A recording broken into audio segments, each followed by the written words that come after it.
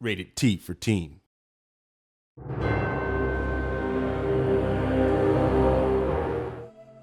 What's up, guys? If you are not familiar with who I am, please let me introduce myself. I go by the gamer tag of Grim, and I make a lot of Rift YouTube videos that mainly consist of PvP, but I do a lot of other stuff, such as guides, just gameplay videos all together, whether it's PvE or PvP. I do a lot of releases of new content, as in see things for the first time and all that, or else my first impressions of classes that are about to come out, and all that good stuff. So this time we're going to go over how to create the perfect character for you in the game of Rift. This is mainly an overview video, and we will go into specifics in future videos, but this will definitely get you going in the game and have you adventuring and knowing a little bit of what you're doing. Alright, let's get started. The first thing we're going to do is click on the Create Character button down here by the play button. As you can see, the Create button is lit up at the bottom right of your screen, and we will go ahead and click on that. Choose whichever faction you would like. As you can see, there are two factions, the Guardians and the Defiance. Each has 3 individual races on each side, so there are 6 total races that you can choose from. Each has their own individual racial abilities, such as one may have a racial ability of giving you 20 resistance to water damage or anything else, and they will also have individual skills related to that, such as a mighty leap to leap forward or something similar to that. Although these decisions aren't too detrimental if you choose something that you aren't really liking, because you can actually change factions and races. The main difference between the two is the storylines, as in the Guardians are the chosen of the gods. They're very religious, so to say, and the Defiants are mechanized. They deal with a lot of machinery and stuff like that. So whichever storyline you would like to go to is up to you, but it's not that big of a decision. After you have chosen the race that you would like to be, the next thing to do is to choose your calling. There are multiple callings to choose from, and each can do different roles in the game, but they do it in their own unique way. Such as a warrior can be a tank role, it could be a DPS spec, a support role, or even a healer. But it does it in different ways than, say, a cleric would. And the decision is not something that I can tell you to choose one or the other. Just go with something that you're familiar with in other games, and the gameplay afterwards should be pretty similar to what you're used to, and it will be a very fun experience, trust me. The next screen is a list of preset roles that you can choose from that'll make it easier on getting started in the game. Now, what each of these roles does is it provides you with a guide on how to play it, as well as automatically distribute your skill points in the game to what it recommends you put them in. So it makes it where you can basically go into cruise control and don't have to manually do everything. Now, if you look on the left side of the screen, you can see that each of these have a symbol beside them, as in the shield icon is a tanking role, and the dagger right below it is a DPS or damaging spec.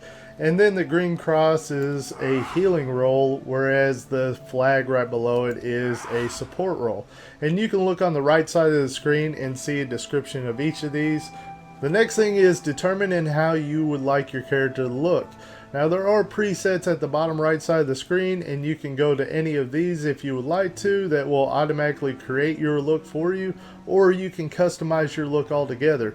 You can be as creative as you like, as in changing the hairstyles, hair color, eye color, shape of face, anything you would like. It lets you do it pretty much. So be as creative as you like and have fun. Now that you've created your character, it's time to go over the various roles that you can play in the game and see which one you would like to do. The first we're going to go over is the tank. The entire purpose of this role is to take damage, and the reason for that being is that if the tank takes all the damage, then the monsters are not going to be hitting the damaging specs and healing specs that cannot take hits as well as the tank can.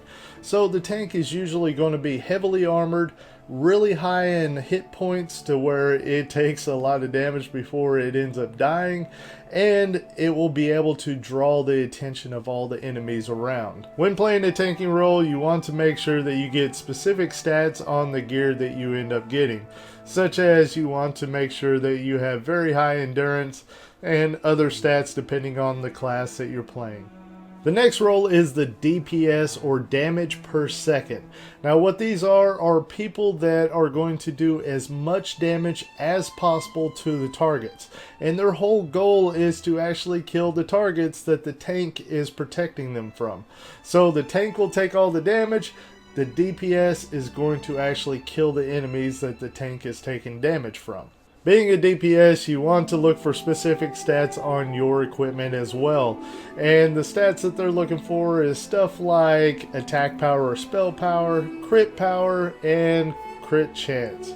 The third role is the healer, and this is so important of a role in that it keeps everybody else in the party alive. Using various spells and abilities, the healer will cast onto the party members to heal them up and keep them alive whenever taking a lot of damage. Now this is essential in keeping the tank alive, as in the tank is supposed to take the damage, but the healer will heal up the tank so that the tank does not die. Whenever playing a healing role, you want to look for specific stats as well. It's pretty much the same as the DPS stats, but you may not focus as much on crit power and crit chance, and mainly focus on attack power and spell power.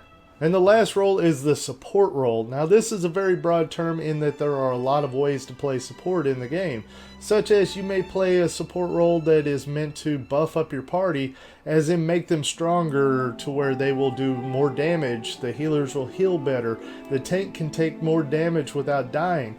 Or you may play a support role that is based around debuffing the enemies to where they'll be weaker and take more damage from your party. Or you may even go into a crowd control spec that is going to stun this monster on the right side while your party focuses on the monster on the left side, and the right side monster is not going to bother you while this is going on. So there are a lot of ways of playing support. It's a very broad term, and we cannot really say which stats that you need to use for this particular thing, because it can be a lot of different ways depending on the class and the spec. While gearing up your character, one of the things that you want to make sure that you have is something called a planar focus. Now what this is, it's an item in the game that you can get and equip to your character that you can attach essences to it. And each of these essences have a lot of stats that complement your character. So if you have a planar focus with a lot of essences attached to it, naturally you will be much more powerful than you were before. So if you press on the C button on your keyboard, or else go to the bottom left of your screen and click on the player icon and then go to character, you will see at the bottom of my player portrait I have a planar focus here with lots of essences attached to it to the left and right. And each of these essences have a lot of stats that's making me much more powerful than I was before. So you want to make sure that you have this.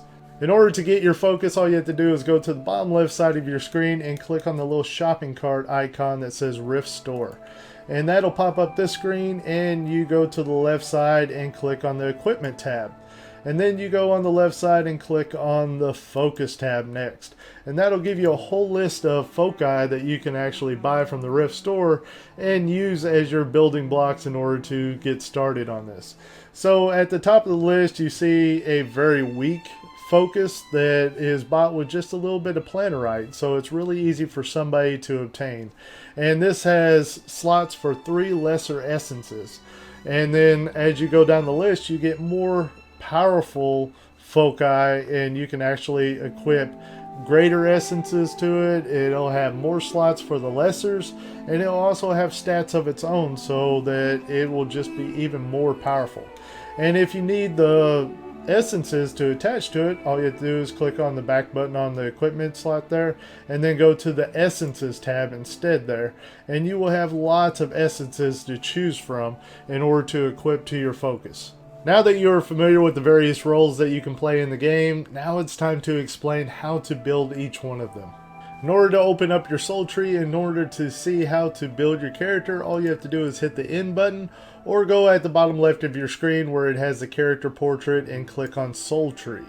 This is going to pop up a screen to give you lots of options on how to spec out your character in certain ways. And there are really good ways of doing it and really bad ways of doing it, so we're going to teach you the right way to do this. At any time, if you feel like it confuses you too much, you can always revert back to the presets and go to the bottom of the soul tree here and click on presets and click on any of them on the left side, and they will actually automatically distribute your skill points for you to where you don't have to worry about doing this manually. But if you would like to customize your character, we're going to show you how to do that as well. If you look at the middle of the soul tree, you'll see the soul name and icon with the number right beside it. And this signifies which soul that you have in that particular slot. And you can choose 3 different souls in each build that you end up making. So you can be very creative mixing and matching the different souls.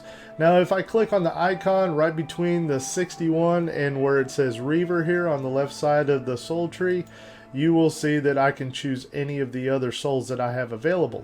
Some of them are free to you at any time, and then there are other ones that are premium souls that you get by using credits in the game. So we're going to stick with Reaver and show you exactly why I came up with a build like this. Whenever creating your soul build, you want to always look at the top side of the tree and the bottom side of the tree. As in, you see where it says Reaver and 61 with the icon on the left side of the soul tree here. It will show a lot of skills and abilities on the bottom side of that, as in right below where it says Reaver. And these are unlocked as you put points into the soul going upwards. So the more points you put upwards, the more it unlocks downward. And as you unlock more stuff on the bottom side, it will get more and more powerful as you unlock them.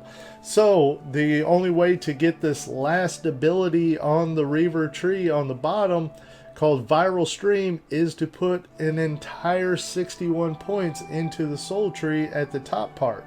Well, say that you don't want to go a full 61. You don't really need that last ability. You want one of the abilities that's halfway down on the bottom of the soul tree.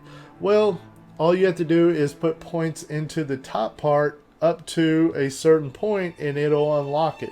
And it all goes in order, as in you see Soul Sickness and then next to it Ravaging Strike, and then it goes where it shows it connected to where you know which one is going to be unlocked next. And then you can just go as far as you need to unlock that particular ability, and then go and put points into the next soul tree that you choose. An important thing to keep in mind is that we want to choose souls that's going to complement the role that we're going to be.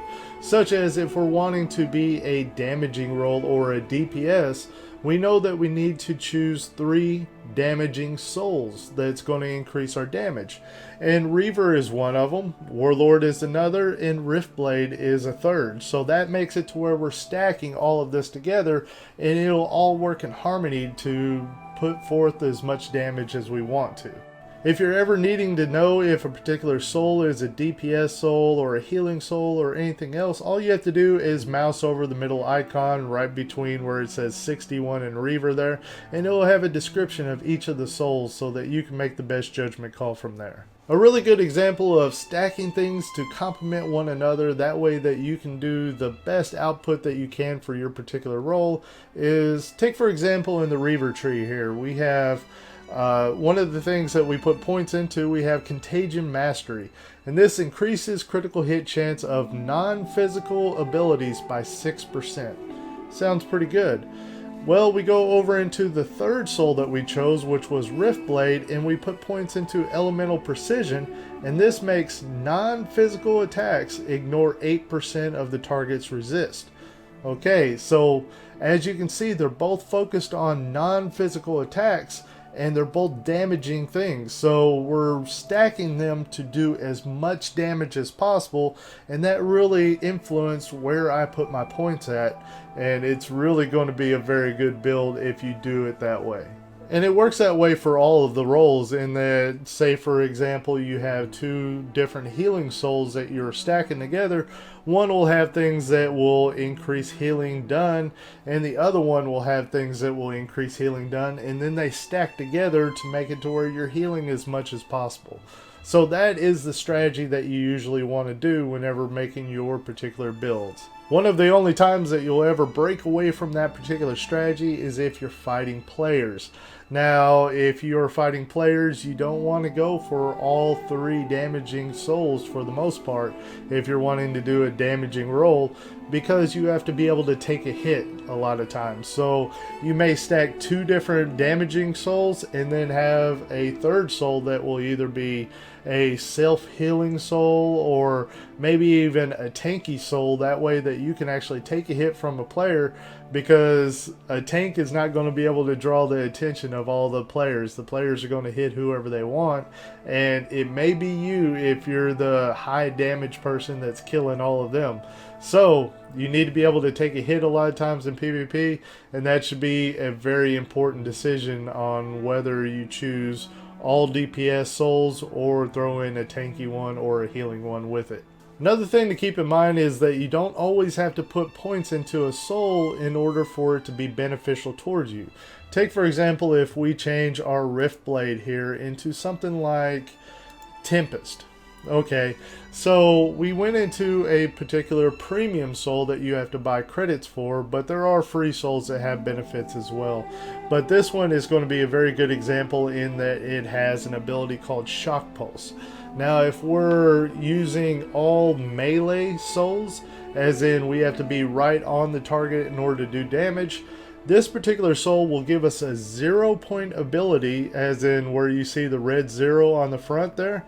And it will allow us to have that ability without putting any points into Tempest, and that will give us a ranged attack that we would normally probably not have on a melee build.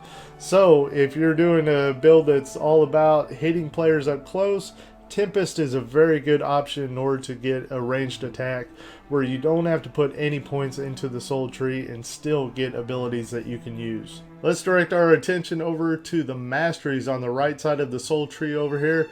These are extremely powerful abilities and buffs that will complement the souls very well if you choose the right ones. Now these are unlocked once you hit level 61, and you get a new one every level after that up to level 65.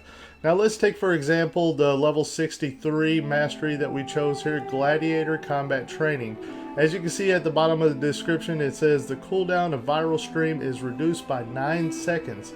Viral Stream is our most powerful ability in the Reaver tree, so that is a huge mastery for us. And then we have another one here called Power Variation, which is a huge heal for our character. So as you can see, these masteries are extremely powerful and will complement us very well if we choose the right ones. Once you have your whole soul build with masteries built up, if you are max level, then all you have to do is go to the bottom of the soul tree and you get to name it down here. Now, as you can see, I named mine Reaver PvP. That way it will be really easy for me to find if I go to this roles button here. And you'll see all of the particular builds that I have built, and I can switch between them really fast. As in, you just click on one of them and then click the activate button, and it'll switch between roles in about a 2-second span. So make sure to keep that in mind if you get into a particular situation where you need to switch over to a tanking spec or go into a healing role if the healer died or something like that. You can change roles really fast, and make sure you put this to good use because it will save your butt and the party. I briefly touched on the premium souls that you can get in the game that are not part of the free souls that are provided. So let's go ahead and show you guys exactly how to get those. If you go to the bottom left side of your screen, you will see a little icon that shows a shopping cart with a blue background, and that is the Rift store. Let's go ahead and click on that. And that's going to pop up this screen that will have a whole shopping mall full of things to buy with credits, platinum, or even real life money if you like. So we're going to go on the left side over here and click on the Services tab. And that's going to give us a list of things to shop for. And the particular thing that we're going to look at here is the Storm Soul Pack. And this is a particular item that you can buy with credits that will unlock 4 souls for you in the game. And the 4 souls are Defiler, Harbinger, Tactician, and Tempest. And that is 1 soul for each particular class. So take for example, a warrior will get the Tempest soul that it can put into its builds now. And then cleric will get Defiler, and so on and so forth. And if you want to get these, you have to get credits. In order to get credits, you have to either obtain them in the game by buying Rex, and you can get those in the auction house, which you can buy with platinum in the game, or you can spend real life money in order to get credits and then be able to buy these a fast way like that. Or else you can just build up the platinum in game and buy them in the auction house. Whichever way you like, both works, both will unlock this and get you to where you have a lot more options whenever building your characters. The last thing we're going to talk about is planar attunement, and this is also known as alternate advancement if any of you are familiar with that. And this is unlocked once you reach level 50. So if you press the U button on your keyboard or go to the bottom left side of your screen and click on the player portrait and then click on planar attunement, and it's going to pop up this screen. Now these are a lot of different abilities, resistance buffs, hit point buffs, a lot of different things that you can get. So how this works is whenever you kill monsters or players, you get experience towards leveling your character up, but you also get experience that goes into your planar attunement. And once you get enough experience into your planar attunement, it will basically level up and give you a point to spend in your planar attunement trees here. And there's various trees that do different things, such as you got earth here that is mainly going to be focused around increasing your endurance, your resistances, stuff like that. And then you got things like fire that's going to increase your primary stats to make you do more damage and stuff like that. And each time you get a point, you can put it into any of these various spots and build up, and then it will go into the second part of the tree, and they will get more and more powerful as it goes along, and you'll get new abilities and your character will get much more powerful. So putting lots of points into your planar attunement is very important and very essential in getting your character to be the best that it can be. I hope you guys enjoyed this guide and it helped you out into how to make the perfect character for you in the game of Rift. And as usual guys, my name is Grim, and I'll see you next time.